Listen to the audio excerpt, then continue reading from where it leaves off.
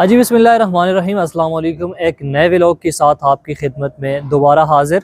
नाजरीन, आपको पता है आजकल दुनिया भर में जी लीग्स की भरमार है और इस टाइम भी 3 से 4 लीग्स दुनिया के मुख्तलिफ ग्राउंड्स में होती हुई दिखाई देती हैं। इसी दौरान एक लीग जिसका नाम LIT20, जी हाँ बिल्कुल, LIT20 दुबई के मैदानों में खेली गई, मुत्तहिदा अरब अमारात के मैदानों में ये लीग खेली गई। और इस लीग में जो टीमें थीं 6 टीमें थीं और 6 टीमों में से 5 टीमें जो थीं वो हमारे पड़ोसी मुल्क भारत की थीं। जी हाँ बिल्कुल, इस 6 टीमों में से 5 टीमें जो थीं उनके मालिकान जो थे वो इंडियन थे और एक वाहिद टीम जिसका नाम डेजर्ट वाइपर्स था, उनका मालिक इंडियन कोई भी नहीं था।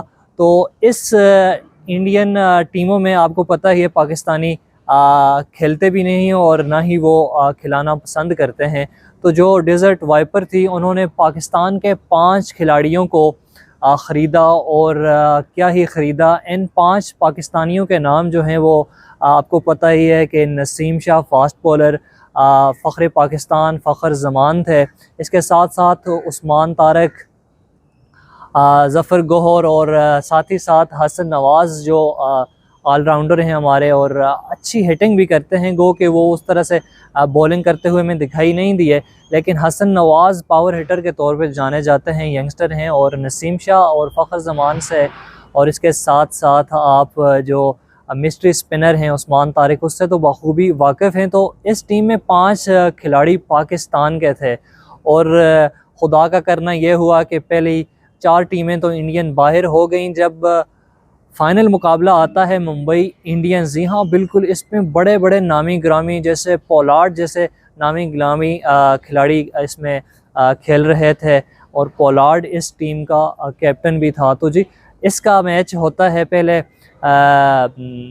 वो बैटिंग करते हैं हमारे डेजर्ट वाइपर, तो 183 रन्स वो बनाते हैं। उसमें फ़ख्र ज़मान उतना अच्छा खेल का मुजाहरा नहीं करता, लेकिन सैम करन जो हैं वो उनके कैप्टन, उन्होंने शानदार बैटिंग का मुजाहरा किया और 183 के मजमूए तक पहुंचाया। जब बारी आती है मुंबई इंडियंस की, गो के पाकिस्तानी और दुनिया भर में जितने भी पाकिस्तान को सपोर्ट्स करने वाले हैं वो यही दुआ कर रहे थे कि जी मुंबई इंडियन हार जाए।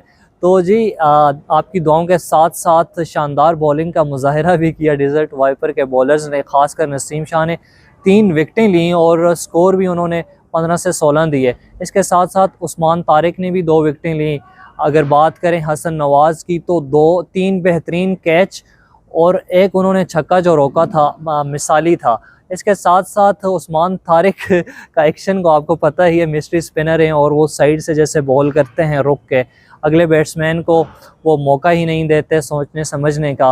हालांकि वो उस पर पाबंदी भी लगाने की कोशिश की, मुख्तलिफ प्लेयर्स ने उनकी शिकायत दर्ज करवाई, लेकिन ऐसा हुआ नहीं है। वो लीगल बॉलिंग एक्शन से बॉलिंग कराते हैं। तो इस तरह जी वो उनकी टीम बड़े बुरे तरीके से हारी और क्या ही हारी। इसके बाद जो जश्न हुआ मज़ा दुबाला हो गया। पड़ोसी मुल्क भारत और इसके साथ साथ भारत के जो सपोर्टर हैं उनको तो मिर्चें लगी ही लगी, लेकिन अब देखना ये होगा कि उस्मान तारिक अब श्रीलंका जाएंगे, T20 स्क्वाड का हिस्सा हैं और अब देखना ये होगा कि उस्मान तारिक को जगह मिल पाती है या फिर उसको पानी पिलाने के लिए अब बेंच पे रखा जाएगा।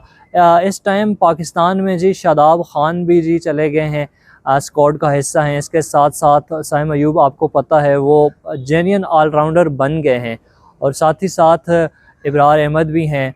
तो देखना ये होगा कि उस्मान तारिक को मौका मिलता है या नहीं मिलता, क्योंकि इसके साथ साथ मोहम्मद नवाज़ भी हैं और इन सब के होते हुए कौन टीम में खेलेगा, कौन बेंच पे बैठ के इंतज़ार करेगा, ये तो आने वाला वक्त ही बताएगा।